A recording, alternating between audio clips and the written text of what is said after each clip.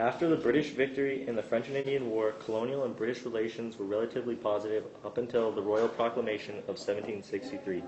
The Proclamation of 1763 prevented colonists from expanding west of the Appalachian Mountains because it was Indian country. Having upset the colonists, a group of vigilantes known as the Paxton Boys went on an Indian tribe and killed 20 men, women, and children. Recently, after the French and Indian War, British Parliament thought it was necessary to issue a number of taxes on the colonists in order to get themselves out of debt. The Sugar Act placed a duty on sugar imported into the colonies. The Stamp Acts required printed materials be produced on stamped paper from London. The Currency Act forced colonists to pay in British currency, and the Quartering Act allowed British regulars to be fed and housed by the colonists. In response to the Stamp Act, a resistance group called the Sons of Liberty, led by Samuel Adams, began protesting by circulating petitions, publishing pamphlets, and even encouraged crowd actions as a last resort. All the protesting led up to the repealment of the Stamp Acts and British government passing the Declaratory Act in 1776, which stated that Parliament had the authority to legislate for the colonies in all cases whatsoever, and from there things just continued to go downhill. The Boston Massacre was the action by the British that marked the outbreak of the American Revolution 5 years later. The British killed men who were unarmed, and the colonists got angered by this in 1770.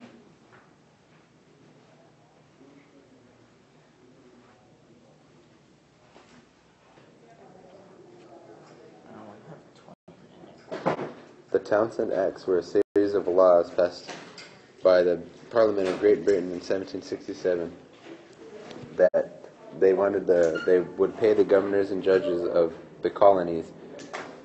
And, they taxed more, and it was mostly to punish the province of New York.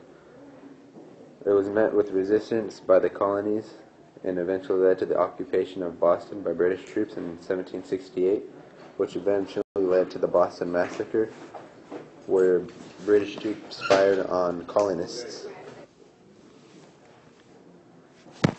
The first committee of correspondence was a British plot to destroy American liberty.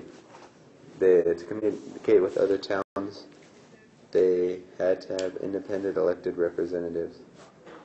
The Tea Act in 1773, it was a taxation on tea from Britain, propelled the colonists onto a swift track from resistance to outright rebellion.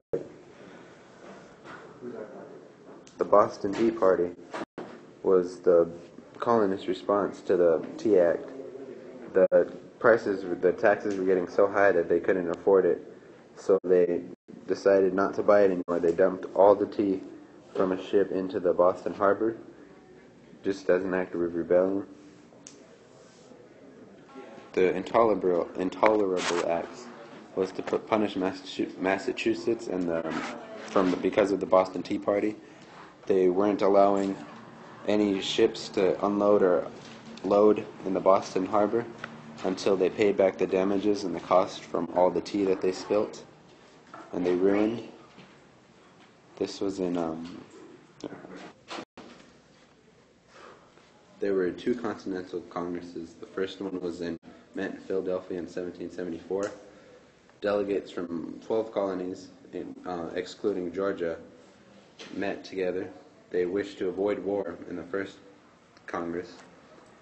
They called for democratically elected local committees in each community, so they weren't really national yet. Figures from the whole American Revolution were present, including Benjamin Franklin and George Washington, also Thomas Jefferson and Samuel Adams. The Second Continental Congress met in May 10th, 1775.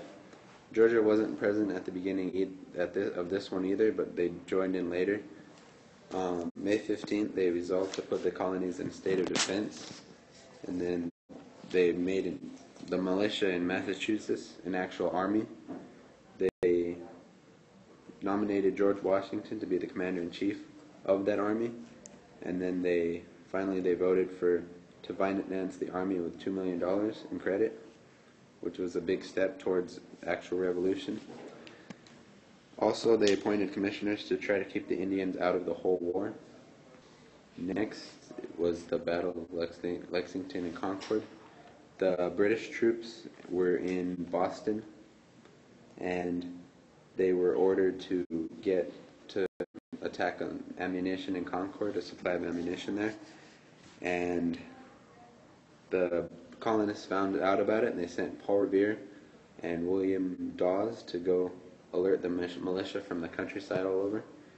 And then by the time the British marched to Lexington, which was about halfway between Concord and Boston, there were 70 men waiting for them, but they weren't organized at all, so the British fired on them, and they killed 8 and wounded 10, and then the British kept going to Concord. But there were about 4,000 men, militiamen, here by that time, and they attacked them here. They drove them back, and the first British casualties of the Revolution were here in Concord. The British took off back to Boston, and on the way they were attacked continuously, and by the end of it they had lost 73 people were killed and 202 were wounded, and out of the 4,000 colonists there were 90 casualties. The Common Sense pamphlet written by Thomas Paine was structured like a sermon. It was to convince any people, any colonists who weren't already convinced to the cause of the revolution. It was pretty effective. And then finally there was the Declaration of Independence. It was on June 7th, 1776. It was Richard Henry Lee of Virginia offered a motion for the Declaration of Independence.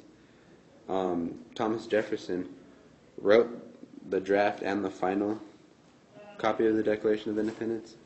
And then on July 12th, the final vote for the Declaration of Independence of 12 for it, 0 against it, and then New York abstaining because they didn't, I don't know why exactly.